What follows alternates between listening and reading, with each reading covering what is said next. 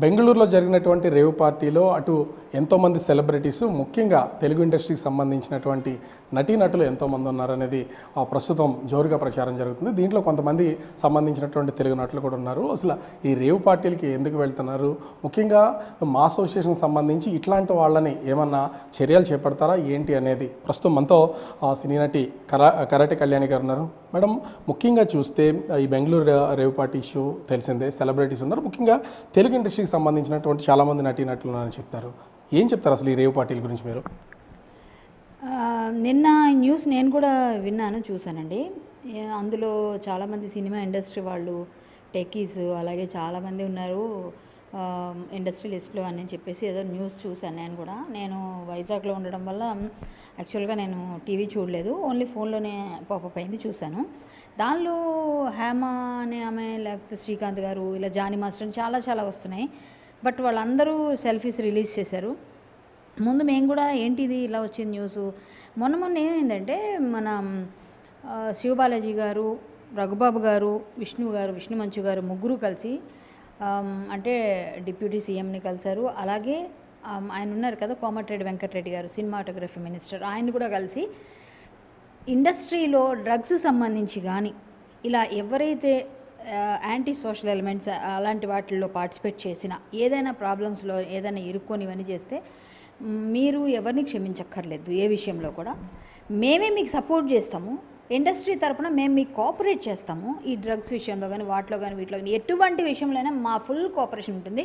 మేము మీకు ఇలాంటివి చేయకూడదని మేము ప్రచారాలు కూడా చేస్తాము అన్నది వాళ్ళు ఒక వినతిపత్రం ఇచ్చి వాళ్ళని కలిసి మొత్తం వాళ్ళకి చెప్పి వచ్చారనమాట. ఎవరు? విష్ణు గారు మా అసోసియేషన్ తరపున, ఇక శివబాలాజీ గారు, రఘుబాబు గారు, డిప్యూటీ సీఎం కూడా కలిసారు. సుముఖంగా అంతా అయిపోయింది. ఈలోగా మాకు ఈ న్యూస్ తెలిసింది, ఇందులో హేమ ఉంది. హేమ అనే ఆవిడ గురించి నేను ఏం పెద్దగా చెప్పక్కర్లేదు. ఒక ఆర్టిస్ట్గా ఆవిడ మీద నాకు మంచి అభిప్రాయమే ఉంది, అది వేరే విషయం. ఒక లేడీగా కూడా మంచిదే. ఆవిడ ఓన్గా ఏదో ఒక విధంగా నాదంటూ ఒక హల్చల్ ఉండాలన్నట్టుగా ప్రతి దగ్గర ఆవిడ చేస్తూ ఉంటారు. అది మనకు తెలిసిన విషయం, మనం చెప్పుకోక్కర్లేదు, ప్రతిసారి కనిపిస్తూ ఉంటుంది. ఆవిడ ఏంటంటే మా అసోసియేషన్ ఎలక్షన్ టైంలో శివబాలాజీ గారిని కొరకడం చూసుంటారు మీరు. అంతకుముందు జరిగిన ఎలక్షన్స్ టైంలో మన రాజేంద్ర ప్రసాద్ గారిని అడ్డగించడం చూసుంటారు. మొన్న అదే శివబాలాజీ గారిని కొరకముందు మా మీద పోలీస్ కంప్లైంట్ ఇచ్చారు. ఎప్పుడు నరేష్ గారి టైంలో నా మీద, నరేష్ గారి మీద కూడా కంప్లైంట్ ఇచ్చింది ఆమె వెళ్ళి. అంటే అది పోలీసులు లైట్ తీసుకున్నారు, అది వేరే విషయం. ఎందుకంటే ఆవిడ కావాలని హల్చల్ చేయడం కోసం చేసే పనులు ఇవన్నీ, ఆవిడ ఎప్పుడు వార్తల్లో నిలవాలని. సో నా మీద ఎందుకు కంప్లైంట్ ఇచ్చిందంటే నేను ఓటు వేయొద్దని ఆవిడ పర్సనల్గా అందరికీ వాట్సాప్ గ్రూప్స్లో చెప్పింది. ఏంటి, కరాటే కళ్యాణ్ ఓటు వేయకండి మీరు ఎవరు కూడా అని చెప్పేసి. ఆ ఓటు వేయొద్దని ఎప్పుడైతే చెప్పారో నేను అది తెలుసుకొని, నువ్వు నా గురించి పర్సనల్గా చెప్పాల్సిన, ఎవరైనా గెలవాలి కానీ కరాటే కళ్యాణ్ గెలవకూడదు అని ఎందుకు చెప్తున్నావు అంటే, మీ ప్యానల్కే నేను వేయొద్దన్నాను, నా ప్యానల్కి వేయమన్నాను. ఆవిడ నాతో ఫైట్ చేసి తర్వాత ఈవిడ ఇలా చేస్తుంది అలా చేస్తుందని మేము వాగ్వాదంలో మాట్లాడితే నా మీద కంప్లైంట్ ఇచ్చింది ఆవిడ వెళ్ళి, నన్ను ఇలా అన్నది అలా అన్నది అని. అసలు ఆవిడ ఎందుకు కంప్లైంట్ ఇచ్చిందో ఆవిడకే తెలియదు, ఎందుకు మాట్లాడిందో తెలియదు. ఓటు వేయొద్దని చెప్పేసి అట్లా చెప్పి ఇట్లా చెప్పి మాట్లాడేసి ఆవిడ ఏదేదో అనేసుకొని, సరే మాకు ఓటు వేయొద్దన్నావా, నువ్వు గెలుస్తావా గెలవా పక్కన పెట్టేద్దాం. తర్వాత ఒక ఇంటర్వ్యూ చూశాను. ఎప్పుడు చూశాను అంటే నిన్న అయిన తర్వాత హేమ అని కొడితే వస్తున్నాయి కదా మొత్తం అన్నీ ఆవిడే పాపపోతుంటే, అప్పుడు నాది ఆవిడది కూడా, ఆవిడ నా గురించి ఫోటో వేసింది, నా ఫోటో వేసింది ఏంటని చూస్తే నన్ను కూడా ఆవిడ పాయింట్అవుట్ చేసి ఒక ఇంటర్వ్యూ ఇచ్చారు. ఆ ఇంటర్వ్యూలో కరాటే కళ్యాణి ప్యాకాట ఆడుతూ పట్టుబడ్డది, నువ్వు చేసేది ఇలాగా, నువ్వు అలా చేసావు ఇలా చేసావు. ఇప్పుడు ఈవిడ చేసింది ఏంటండి, హైదరాబాద్లో కట్టడి చేసేసారు కాబట్టి రేవ్ పార్టీస్ కానీ లేకపోతే డ్రగ్స్ కానీ వీటి మీద కొంత నిఘా ఉంది కాబట్టి వాళ్ళు బెంగళూరు వరకు వెళ్తున్నారు అనుకోవచ్చా? ముఖ్యంగా సినీ తారలో హేమ లాంటి వాళ్ళు దొరికిన తర్వాత ఒక వీడియో రిలీజ్ చేశారు, అది కూడా ఫేక్ అని తెలుస్తుంది. ఏమంటారు దీని మీద? అదే చెప్తున్నాను కదండి, ఇప్పుడు ఆవిడ ఫేక్ అనేది నేను ఫస్ట్ నుంచి తీసుకొస్తున్నాను మీకు, అంటే లింకప్ చేస్తున్నాను నేను ఫస్ట్ నుంచి.